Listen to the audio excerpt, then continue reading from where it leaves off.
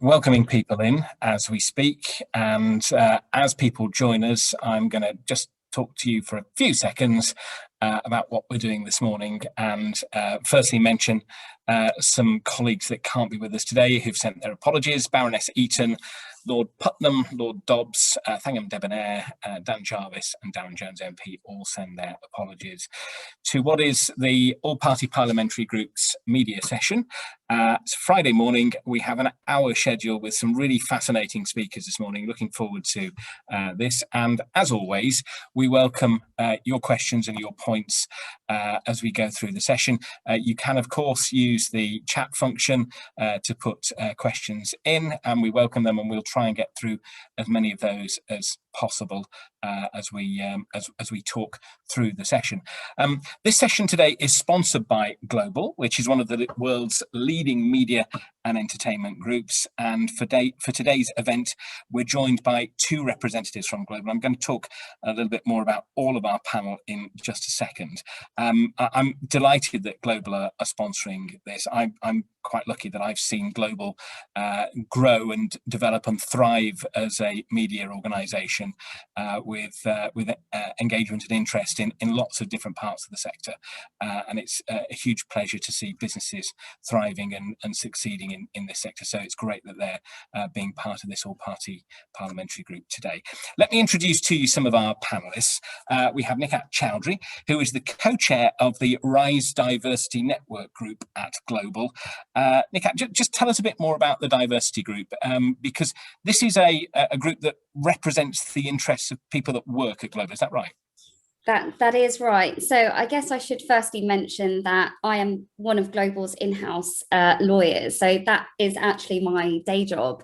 And I last year with another colleague set up Global's Rise Network, which is the employee network representing ethnically diverse communities at Global.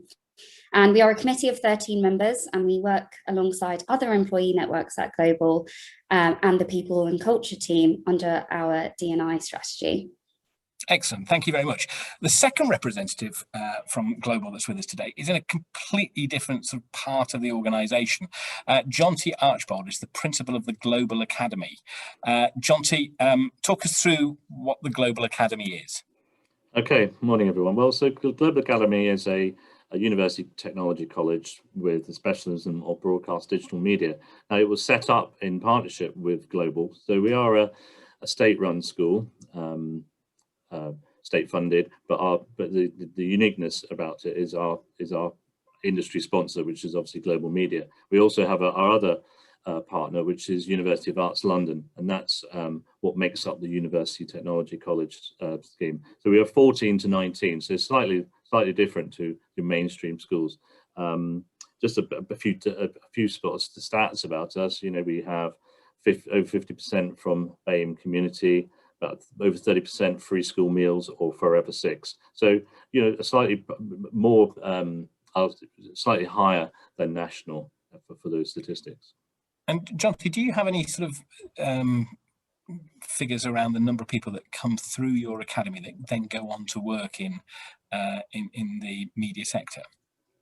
Yeah, I mean, we're quite a new academy, so we only opened in 2016. So we had our first sort of cohort of year 13s come through in 2018.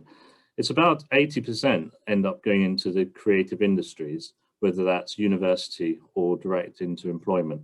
And it's about a 50-50 split between university and direct employment. I mean, obviously we're very fortunate that we have a sort of ring-fenced apprenticeship scheme with Global itself. So we have students that go directly there, and we've had about 25 students on apprenticeship within Global. And I like to say that obviously some of our ex-students now work at Global and are actually part of Nikhat's Rise project. Excellent, thank you very much.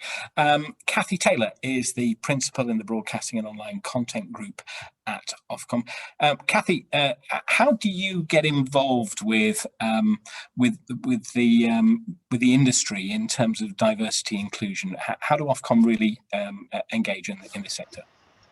Hi, yeah, thanks for having me. Well, we've got a number of different sort of roles, I'd say, in this. We've got fairly limited statutory powers, so sort of hard powers to promote equality of opportunity across the TV and radio broadcasting industries, but that's between limited groups. But I think in some ways more important are our soft powers of collaboration, which some of the people on this panel will already know. We constantly push for cross-industry conversations and collective action on diversity and inclusion. Excellent, thank you very much. Babita Bahal is the Head of Creative Diversity at Channel 4. Babita, just tell us a bit about your role then as Head of Creative Diversity. Thank you, Andy, and good morning, everyone. So, the Creative Diversity team, which we've sort of grown over the last year, sit at the heart of the commissioning part of Channel 4. So that's the part of Channel 4 that commissions programmes, so works with the independent production sector. And my role is about on-screen portrayal, so not just representation, what stories we tell, who tells them, working with our commissioning teams across all of our genres to make sure we're authentic in the stories that we're telling, but also working with our production partners to make sure that we're fully or as representative as we can be within our teams and crews that are making our programmes for us. So they're sort of the key areas.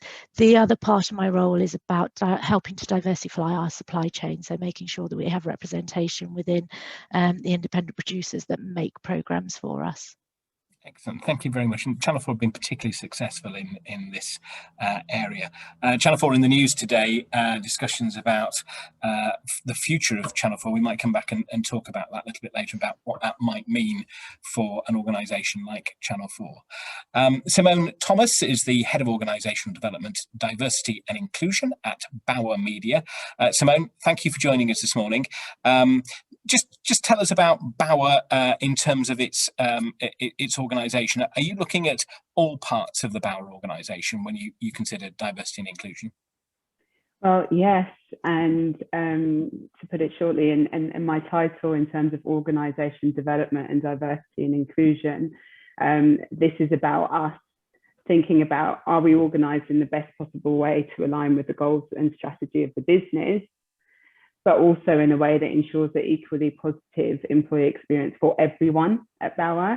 And it's that for everyone piece that is what we talk about when we talk about diversity and inclusion. So as we sort of progress through the session today, it will become really clear that at Bauer, we see that we need to look at our inputs and our processes to help define our outputs. And you'll hear us probably talk more about that as we progress through this call.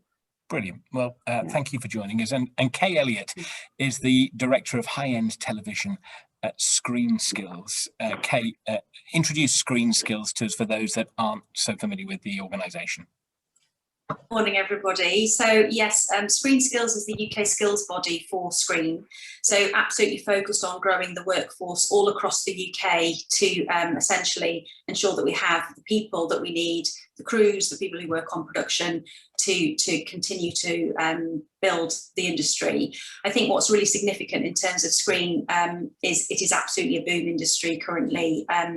It was recorded that in 2019, production spend across all Screen was 4.1 billion, and it's due to rise to 6 billion by 2024.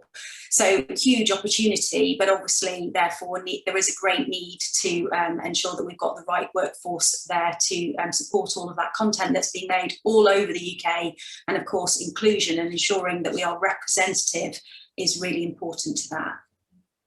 Excellent. Thank you very much. So that's our panel today. 6 really excellent industry professionals to help guide us through this discussion on diversity and inclusion.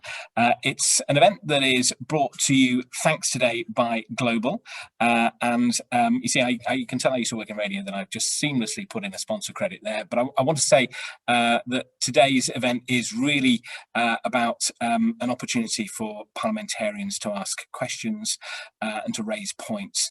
And to do that, you just need to pop it into the chat function. We've got a couple of emails that have also come through, been submitted before the session, but we'll try and cover as many questions as possible.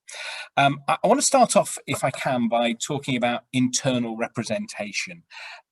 Different groups require different interventions, I think it's probably fair to say. For example, attracting Black and minority ethnic talent versus attracting disabled talent. How can the sort of media sector, radio and TV, ensure that diverse representation is intersectional and then sustained? And perhaps, Nikhat, I can come to you first on that. Sure, thank you, Andy.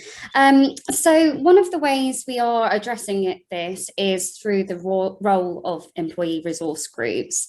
So at present, there are 5 different networks. We have RISE, which I talked a bit about before, Pride, Women and Parents and Carers. And they are all volunteer-led. They're set up and run by different people across the business, from your programming teams to commercial to legal to events and so on. So I myself am not an employed D&I expert or officer by any means, but I am a volunteer in Global's D&I. And on the face of it, having these networks in place might not seem in the spirit of intersectionality, because we're all packed into these neat little boxes, but we really do try to take a collaborative approach when working together to support the business in being a representative and inclusive place to work. And being volunteers, we are all incredibly passionate about bringing about positive change to the company. And we all feed into and shape our D&I strategy together, which is led by a people and culture team, but the networks often club together to advocate for policy change within the company. And I suppose one example of how we try to achieve intersectionality through the networks is by the activities we hold. So, for instance, in this current Pride Month, we have our Pride Committee running workshops on the topic of allyship, and they're working really hard to bring the different networks into this piece of activity to really embed the notion of intersectionality into the fore of people's minds. You know, we all know that individuals in the LGBTQ+ community face discrimination because of their sexual orientation, but they also face other layers of discrimination simultaneously because of their race, because of their class, disability. And this might affect their position in the workplace and create barriers to their success. And it is these types of very open and honest conversations we're having currently in our workplace, which I think is essential to D&I.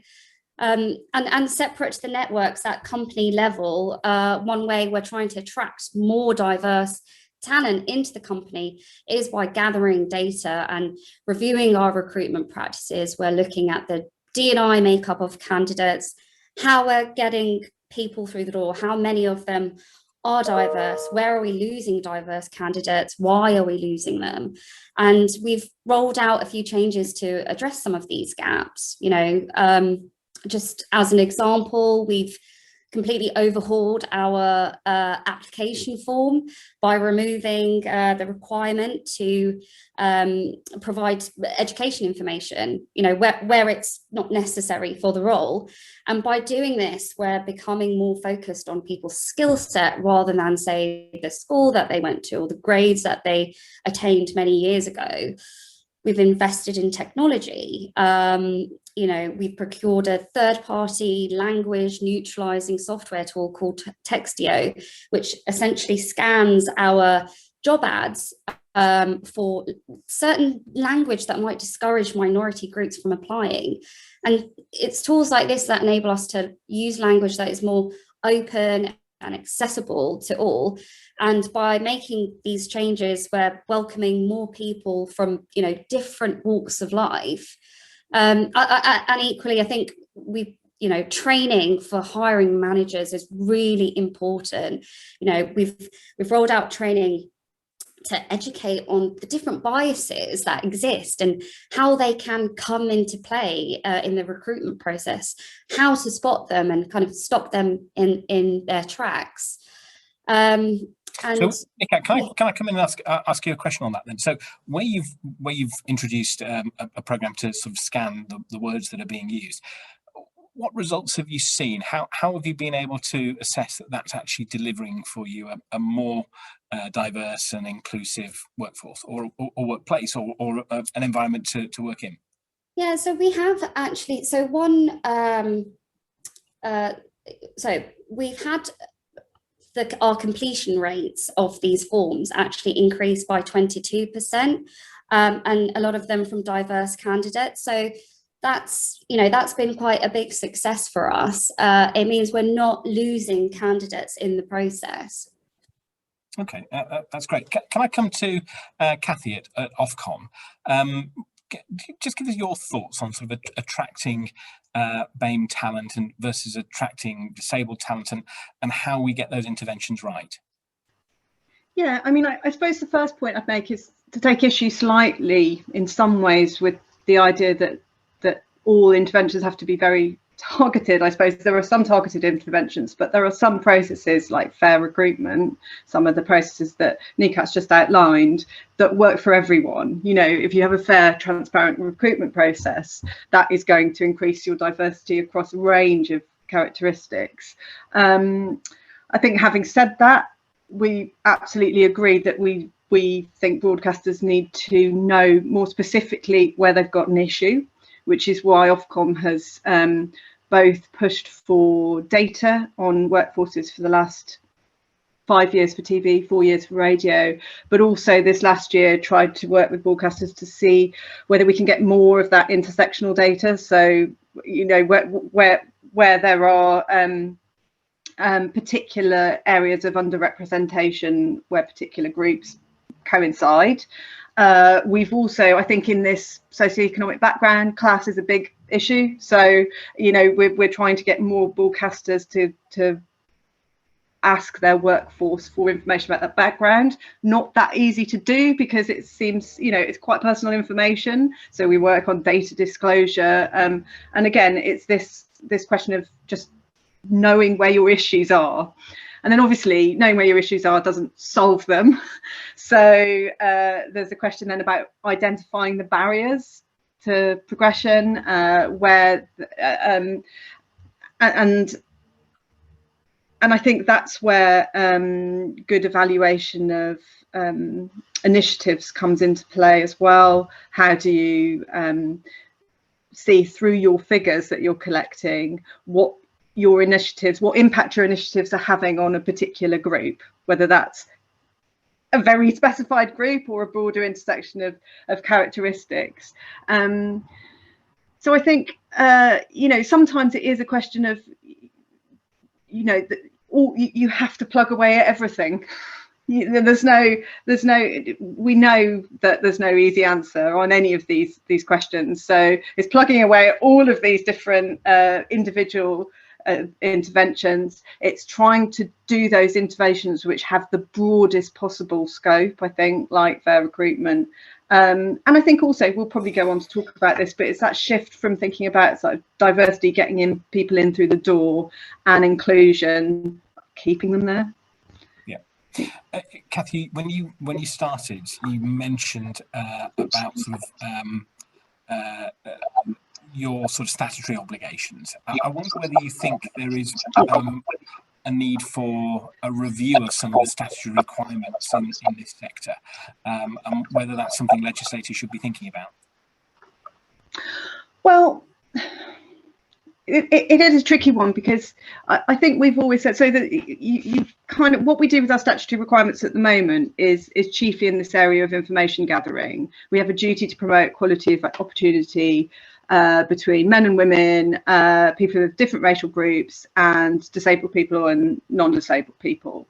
That means we can require information in those areas, but actually in practice broadcasters give us a lot more information than that, regardless of the statutory duties. So I don't see a lot of evidence that that's, you know, absolutely necessary to getting the information.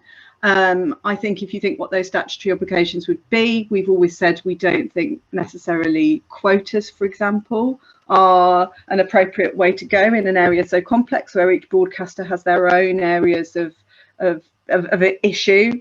So as I said at the beginning, I think actually at the moment, at this stage in the conversation, it's our soft powers that are really, really important. Getting people together, pushing for collaboration, getting people to know their workforces, increasing that knowledge of intersectional data, increasing knowledge on areas like geographic diversity, socioeconomic diversity. So I think at the moment, that's not to say that the conversation won't move on, but I think at the moment, that's the area where we need to be putting our efforts. Okay, thank you. Simone, if I can come to you from Bauer's perspective, how can Bauer, in terms of its radio offerings, ensure that diverse representation is intersectional and then sustained? Yeah, so I guess there are a couple of points to make even before we get into that question in terms of our approach to diversity and inclusion at Bauer. So we're quite clear, or it's become quite obvious, that when we think about the challenges around representation, actually a lot of the root causes for those challenges don't sit in any one group over here. To Kathy's point that she made earlier, it sits over here, and over here is our organization and how we do what we do. So we have taken time to reflect on the amount of emphasis that we was placing on those in our employee resource groups, or as we call them, pillar teams, that Nikhat is part of for global, and really reflected on how much emphasis we was placing on those in those communities and their allies to address some of the challenges that they thought needed to be addressed to make Bauer a better place to be. And actually what we've done is actually looked for opportunities to weave in some of those changes into how we do what we do, and making sure that the accountability for driving these changes is spread across everybody's role in our business. And we're making that very clear. But in doing that and setting that expectation, we also think it's really important to support our people with helping them to meet that expectation. So I think that's really important. But as I alluded to as part of my introduction, this is very much part of an organizational development approach to this. And it's one that our colleagues support us in taking this approach. So moving away from what we all know have been these isolated individual diversity and inclusion initiatives that, absolutely are done with the best intent, but we recognize that if they are isolated and not connected, they'll have a short-term impact. And so what we're trying to do is make sure that everything's very connected. But to the point in terms of what we could all do or think about here, I think we all need to remember that, again, all prospective talent, irrespective of their background, will ask themselves this question, and that is whether they can see themselves working here or in that industry. That's the biggest question, and that's irrespective of anyone who joins whatever group. What we know is that it's much easier for some groups to answer that question than others. But the fact is, if you can't see yourself working somewhere or in that industry, you will not apply. So that's where the importance of employer branding and industry branding and making sure that they're really inclusive is so important. And then just finally, Andy, just another point I think is really important to make here, and Kathy's heard me make this on some of our Ofcom sessions, which is I think we need to make sure that when we're talking about representation, that we're thinking about representation in two parts. So yes, representation in terms of numbers and representing the UK labour market is important for us to stay connected to that. But we also need to make sure that we're driving and striving for representation in terms of an equally positive employee experience for all of our people. And that's the part that I think sometimes gets neglected.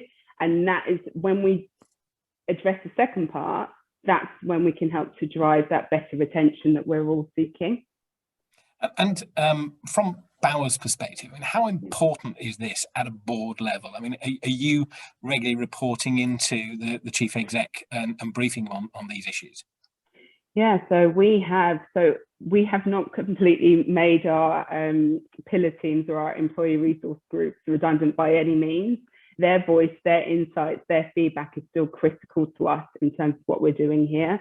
So we have what we call Belonging at Bauer Forum, and that is headed by the head of our audio business, Dee Ford, and the head of our publishing business, Chris Duncan.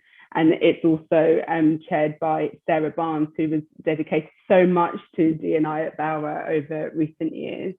But anyway, so this forum meets on a regular basis to ensure that there's a direct connect between individuals in the community and their allies and those who make the biggest decisions about our business. And it's really been great to have that connect, because our ultimate leaders are then making sure that their leaders and then their leaders understand that the point I made around shared accountability, and the fact that actually this will not be fixed over here. This is for us all to address as part of our role. So it's been really good to have that connection, and they are directly involved. Yeah. Great, thank you. I want to move on to talk about the creative content side of diversity and inclusion. We've got some questions coming in already, but if you want to pop anything into the chat, feel free to do that, and we'll come to those in a few moments. I suppose true D&I is reflected by creative content which chimes with the audience of viewers and of listeners. Babita, if I can come to you, what challenges are there to producing a more diverse content? I think it's about there are key areas I think that you need to look at in terms of making sure that we have content that absolutely is representative and includes and is watched by audiences across the UK. So I think internally there's making sure we have representation within commissioning teams, and I should say I spent quite a few years at the BBC before coming to Channel 4 in a similar role, and one of the successful things that actually we did and has had an impact across the industry was we had a commissioner development programme, which was about a development programme which was bringing in commissioners from Black, Asian, minority ethnic backgrounds and disabled commissioners to make sure that we had those voices in those commissioning teams. And the impact of that is suppliers and talent look at those commissioners and actually start to think, actually I could pitch my idea to that person because they'll understand where I'm coming from, and that's incredibly important. So that there's sort of decision making roles is really important. And then also the mix of suppliers that we work with. So last year we launched our Indie Accelerator program, which is about accelerating 10 Black and Asian minority ethnic led independent producers, and really working with them to develop ideas. So they're partnered with a head of department for a genre, and they get extra meetings, extra input. They meet our audiences team, they meet our scheduling team, so they can absolutely understand what we're looking for as a channel, so they can hone their ideas and bring them to the channel, and those ideas are prioritized. So I think that's really important when you look at a recent BAFTA win, The School That Tried to End Racism. That was made by Proper Content, a Black-led indie. Now, I don't want to get into you don't want to be in a space where you say only this type of person can tell that story or bring those stories or make those programs, but there's a certain authenticity that comes when you're trying to tell stories that are related to lived experience, to have that lived experience within your commissioning teams, within your supplier base. And as I said earlier, I work with production companies, and we have our diversity commissioning guidelines, which set out very clearly our expectations for on and off-screen representation. And one of the guidelines is about having representation in senior roles within program making teams. So these are people, the writers, directors, people that actually impact the narrative in a way that brings that authenticity that chimes with an audience. So if you think about Russell T Davies and It's a Sin, you know, Runaway Success, who'd have thought a story about AIDS would be so popular and bring that, you know, and have that ability to take a story that could have been very niche and quite dark actually, but actually make it accessible to everybody. So that having that representation in those key roles is really, really important. And writers, directors, we have a first cut director scheme.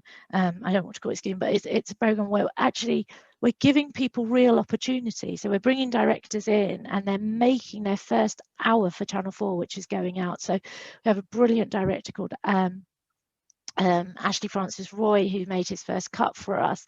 And then it's about supporting their onward journey as well. So it's not like you just make that one first cut and then we don't support you. So he's then supported to make his next film, which he made with Yinka Bikini, which is Damilola, the boy next door, and Yinka was Damilola's best friend.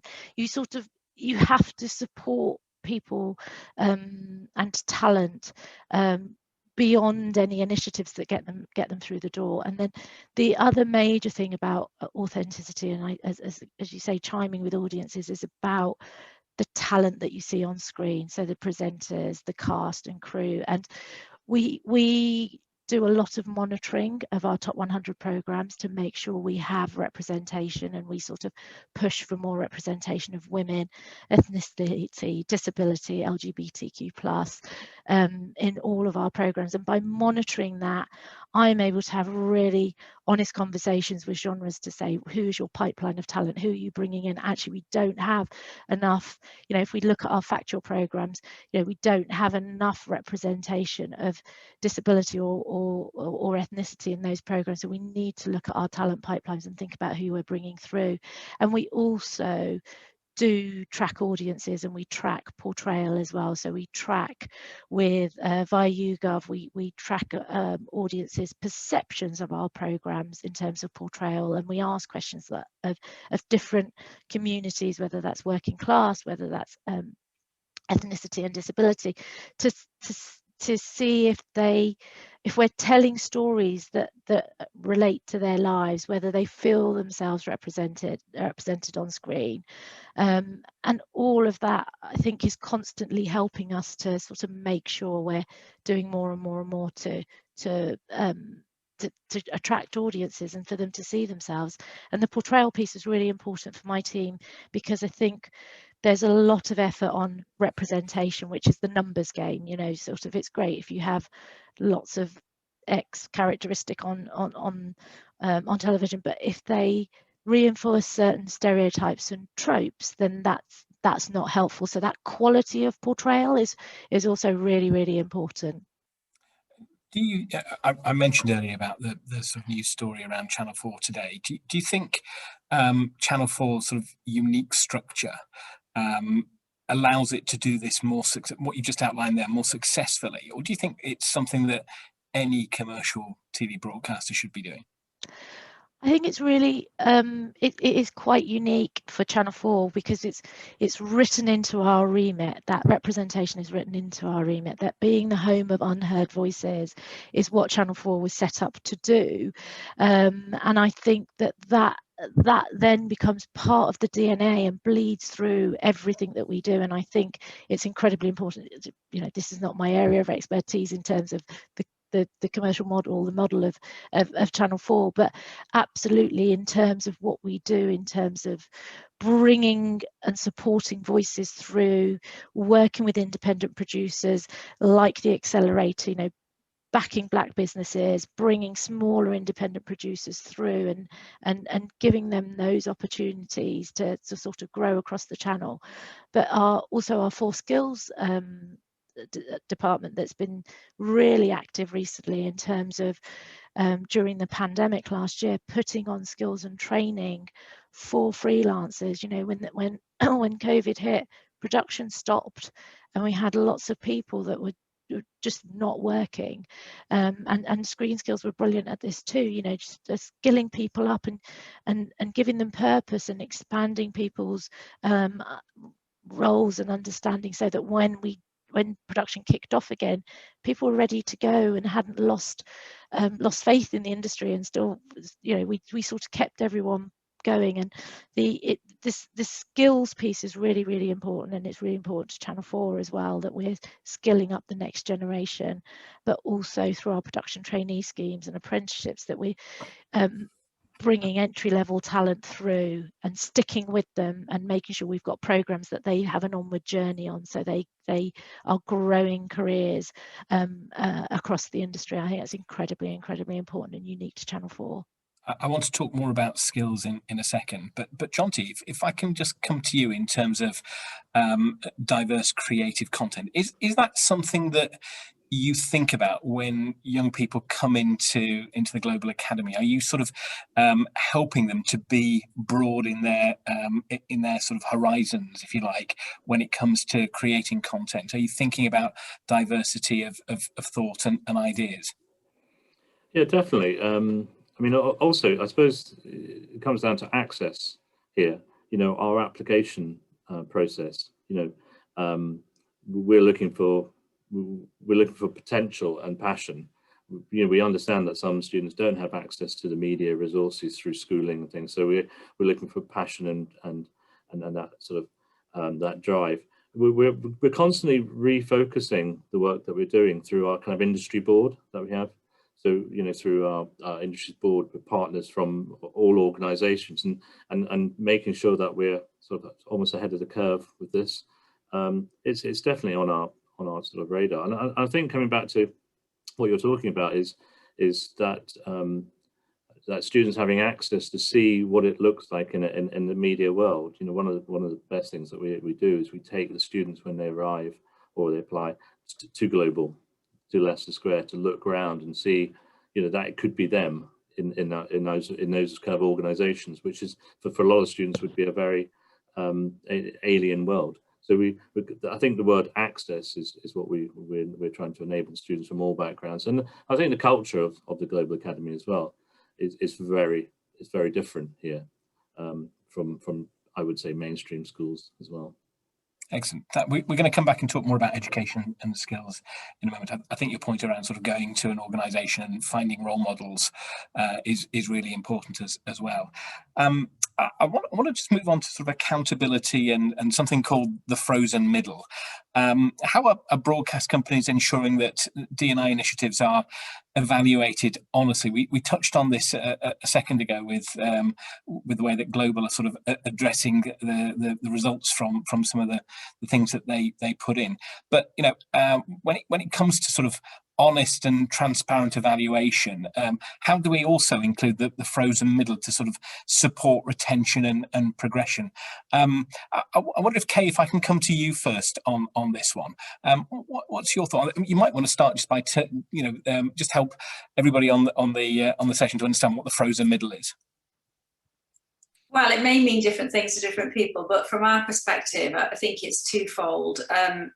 Screen Skills' whole purpose is about, which is echoed with what a lot of people have been saying, we're not about delivering a scheme, the end, disappear. It's the life of your career. So absolutely bringing people in, but ensuring that we create that stickiness so that they've got opportunities to continue.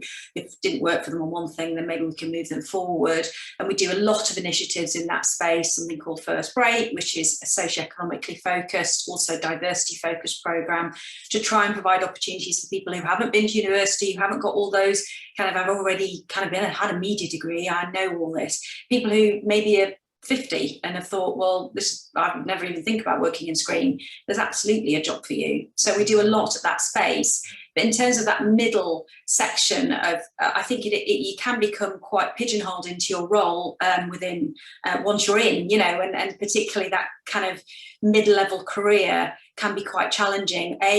You may choose to leave for a period to have children or other life things that come in the way. So it's really important that there are ways in which you can re-engage and connect back in. So Screen Skills delivers a number of different initiatives in that space. Return to Work, which does what it says on the tin, absolutely about trying to enable people who may have left for a period to return back. And it provides training, but also placements, which to me is the most important thing.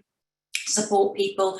There's no point just going on a course, how lovely. You absolutely need to then put all that into practice and to rebuild your confidence and to be able to return and learn those skills that you may have missed during a time away.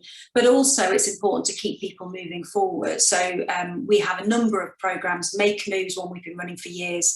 Production companies can identify anyone of any grade to move them up to a more senior role with support. We're finding this is happening all the time anyway, because production is so very, very busy. easy, but of course we want people to succeed and not fail. So our programme can help them by providing a mentor, providing wraparound support, additional training, childcare costs, all of those kinds of things to make sure it works. But then this year, we're just launching a new programme called Leaders of Tomorrow. And it's a 3-year programme, particularly focused on people who may feel a bit stuck. So it's absolutely through an inclusion lens to enable individuals to move forward to a leadership role in the future. So it's easier to try and encourage new entrants of different types of backgrounds to come in. Often we see a lot of new entrant initiatives, but I think that middle level is really quite hard to ensure that we're effective and successful in that. So Leaders of Tomorrow is absolutely that. It's a mentor. It also provides access to professional pool, also paid placements, 3 a year for 3 years. So hopefully all those individuals can have that aspiration realised of, I'm working in this role now, but I'd like to be head of department. I'd like to be a commissioner in the future. You can help me get there. And then also in terms of that middle area, we've also for 5 years been running a programme called Series Producer in the unscripted space. That's been really successful. It's a year-long programme, again, working across the broadcasters to ensure that we can support people who may want to move into that series producer or commissioning role with absolutely underpinned support. So out of that 100 that we supported, 85% moved into series producing. So it obviously worked very effectively, which 35% were people of colour. So hopefully in terms of the work that we're doing, I think the main thing for me in terms of Screen Skills role, it's absolutely about providing that doorway to help people come in, to absolutely say, no matter what your skills are, there will be a role for you in Screen if you want it, because it needs so many different skills. But absolutely, the key focus is on the middle. How do we help people stay? How do we return people with skills who want to come back? But how do we keep you moving forward in your career? Because that's the only way we can keep it really energised and ensure that we've got all the different aspects that we need. As I said at the top of my bit, Screen is growing massively, so we need to absolutely respond to that. And it's a hugely fantastic, positive opportunity for everyone to be engaged with that. But I would also say, it's so fabulous to hear from everybody else, and it's so interesting because obviously everything everyone's doing is very chiming, and I think that's a really real positive thing, that you've got so many fantastic individuals and organisations mobilised to affect change and to really support that growth across all aspects of inclusion. And I think that's got to be a very powerful thing. Thank you.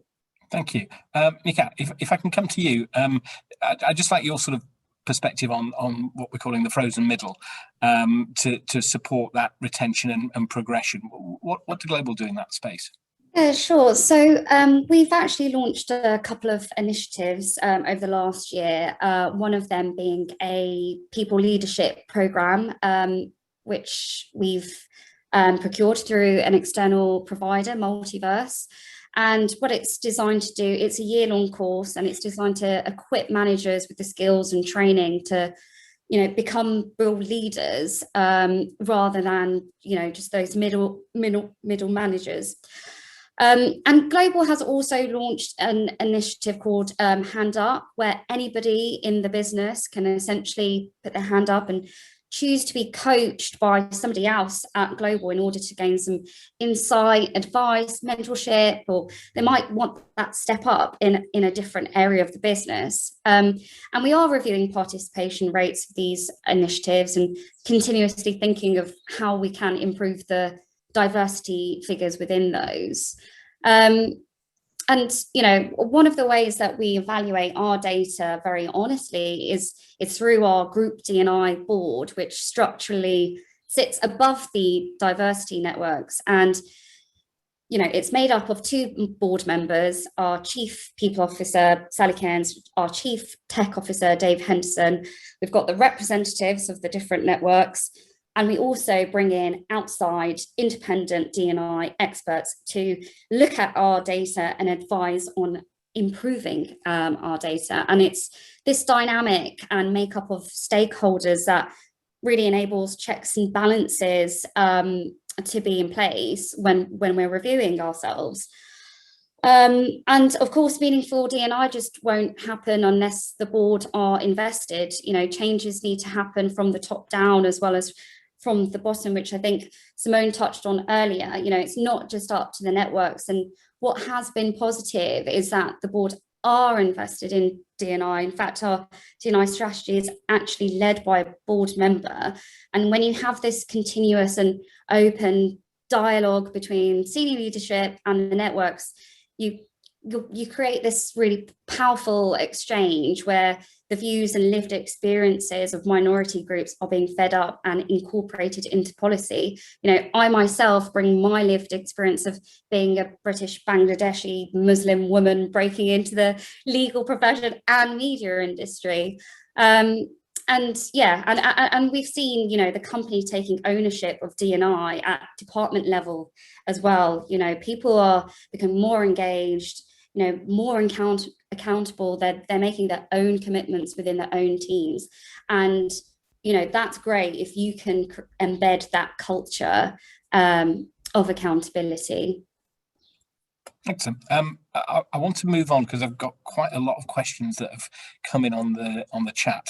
But before we move, I just want to talk about education skills. Jonty, if I can come to you first on this, what more do you think needs to be done to make the broadcast sector welcoming and enticing at every level for all groups? I think what more needs to be done is probably more like what we are doing at Global. In the fact that there's many strands. So our curriculum is different. Being a UTC, we're not under the auspices of the kind of the Progress 8. So we're able to, you know, have students, you know, really participate in creative media or production qualifications and their core subjects. We're far more judged on destinations. You know, we have here, you know, state of the art of equipment where students can actually hone their skills on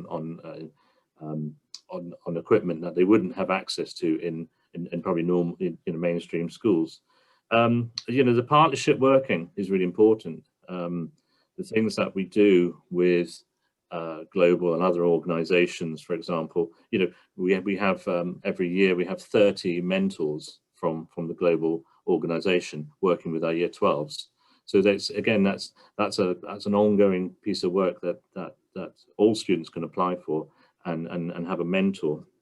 You know, we also, I'd like to see more of the work where it's like real life briefs that students get that access to. Again, we are working with, you know, high profile companies on content branding, where our students get to actually be set briefs by professionals, work with professionals, see how the work is, you know, the professional, and then feed back to those professionals. And it all comes around here. More careers focused guidance within schools.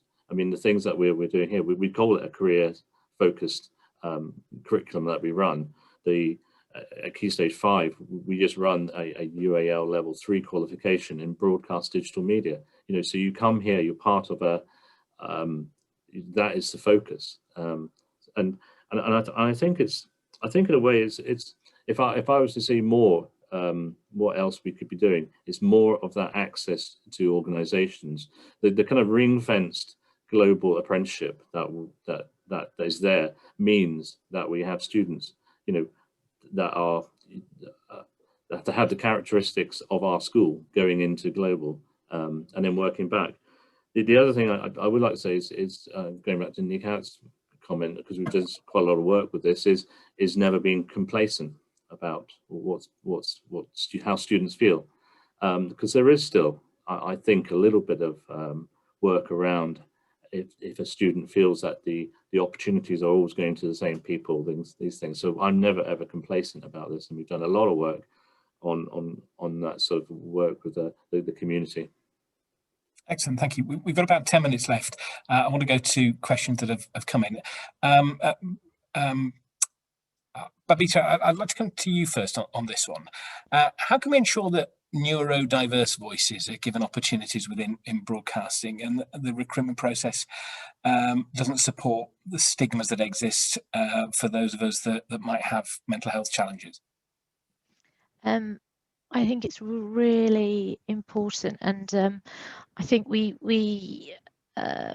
it's not overly recent example, but when we introduced the autistic character to Hollyoaks, the process of that call out and that casting was, I think, a really good gold standard of how you make opportunities like that not just making people aware, but accessible and feeding through the whole process. So through that process, we worked with an organisation called Access All Areas. Everything about the call out was designed to encourage applicants and was aware of anything that might discourage them from applying. So for instance, the information that went out for the casting was on coloured paper and had images of the people who they were going to meet, and this is what the building looks like. So just taking out all of those points where anxiety levels or things that might make someone think, oh, that it's not for them, just teasing out all of that. And actually, if you just think about anyone going for a casting, knowing what the building looks like, knowing what the people look like, knowing what the format's going to be, it's just helpful for everyone with nerves. So I think there are lessons that we learn from when we start to make things, when we think about particular communities, whether that's disability, particularly around disability actually, and you start to remove those barriers with a particular group in mind, actually you start making it accessible for everyone. And we've launched our disability strategy this week, and it's very much about trying to make sure we're all inclusive for all disabled communities, and not treating disabled talent as one homogenous group, and really sort of trying to tease out and understand specific barriers and challenges that people have. And if we, as I say, we start breaking those down for those groups, and we start to become more inclusive for everybody. Great, thank you. Simone, a question for you is from Anna McLaughlin, who runs a hate crime and support and education charity based in Staffordshire, where obviously you've got Signal Radio. She says there's clearly a great deal of scope for media playing a positive role in diversity, being seen and accepted in the wider community. She goes on to ask what support media organisations can give to charities like hers to sort of enhance the impact of inclusion at a practical level. Oh, you're muted, Simone. Great, well done. We can never go through a Zoom session without saying you're muted. Thank you so much. Glad to be of assistance. No, I think we need to recognise, and we do recognise, say at Bauer, just that we are an agency of socialisation, an agency of change.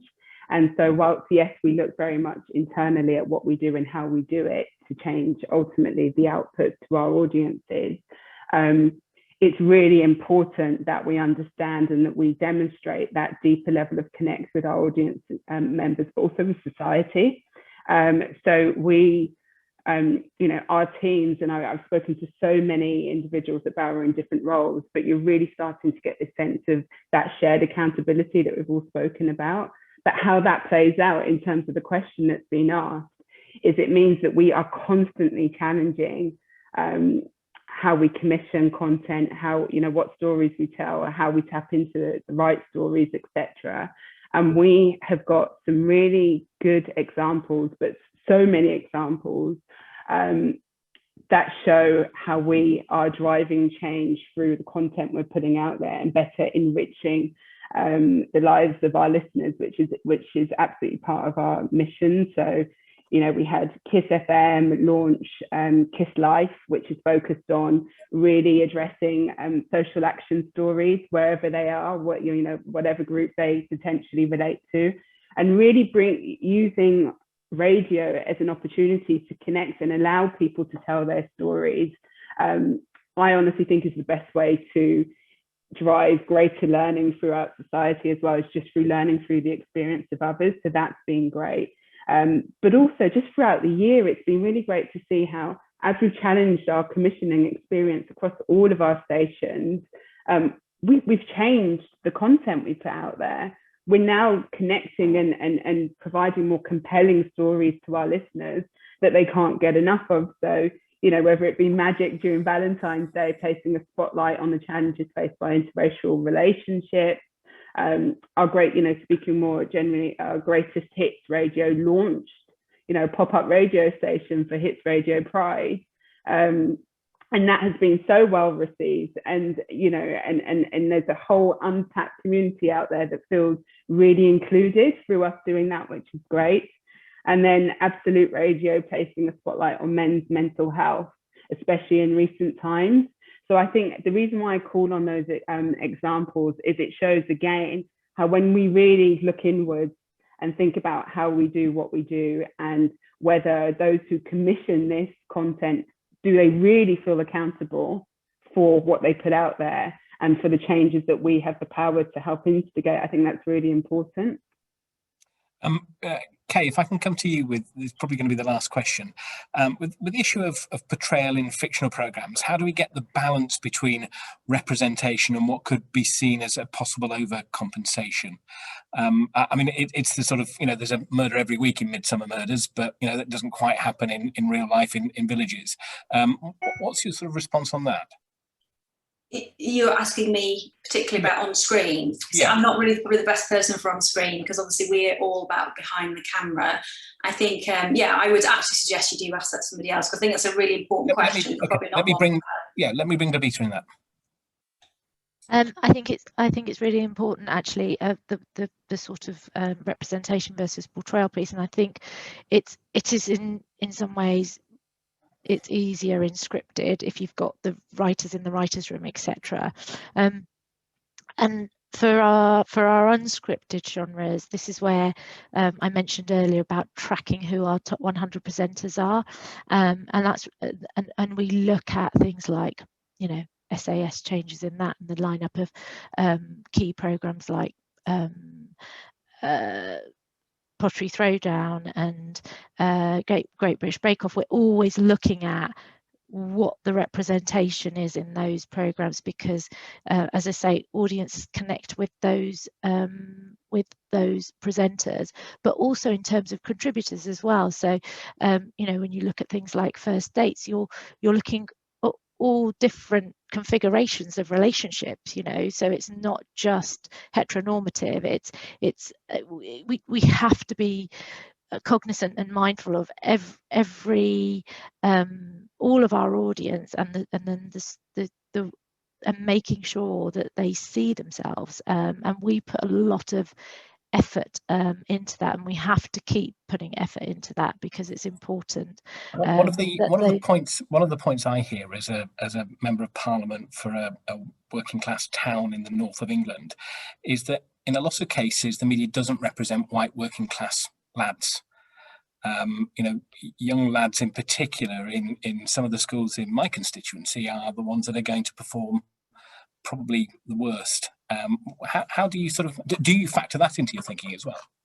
Absolutely. I mean, and I touched earlier on monitoring of different characteristics, and we monitor working class as well. And I think that's where programs like Ackley Bridge and Educating are so important, because you're able to get into those sorts of areas and tell stories in a way that are sort of charming and people connect with, that are not about sort of poverty porn or othering or sort of looking down or in on a community. So it's absolutely something that's, you know, as part of our remit of unheard voices, that working class voice is something that's really really important to us. And I think when we have our commission, when we're looking at ideas and we're commissioning ideas, that is something that we're always mindful of. And I think it's a challenge for the industry, because actually it's a challenge off screen as well. Awareness and access of jobs in telly within those groups is far lower, because there are barriers to entry, you know, and over the years we have seen everybody commit to not having unpaid internships. You know, the present moment that we're in, where we're doing everything online, being able to do interviews through a sort of video platform as opposed to having to do the travel and then the cost of the travel and doing them. We have a platform where you can record your interview ahead of time, so you could do it outside of work hours. I've recently recruited and used that, and I think we need to think about how we make TV more accessible to those groups as well, so then we're bringing those authentic voices into the process to help tell those stories as well. Thank you very much indeed. I'm conscious of time. We are right out of it. I want to thank our speakers. It's been a really, really fascinating session. Kay, Nikhat, Babita, Simone, Kathy and Jonty, thank you so much for your contributions today. I'm really keen that we also thank our sponsors, Global, and I'm looking forward to visiting the Global Academy. I think having an education facility that is focused on producing fresh talent for this sector is really critical, and looking forward to seeing more about that. I'm inviting everybody on this call to sign up to our bi-monthly newsletter via the APPG's website, and also to follow us on our social media channels. And we're currently planning an event specifically on disability in the media in collaboration with the APPG for Disability for the 13th of July. If that's of interest to you, please do register for it. We'll pop the link for that into the chat as well. For those that have joined us today for the first time, thank you. Hope you come back again. And to our panelists, a final thank you to you too. Really fascinating session, and we look forward to seeing you all soon. Thanks. Thank you.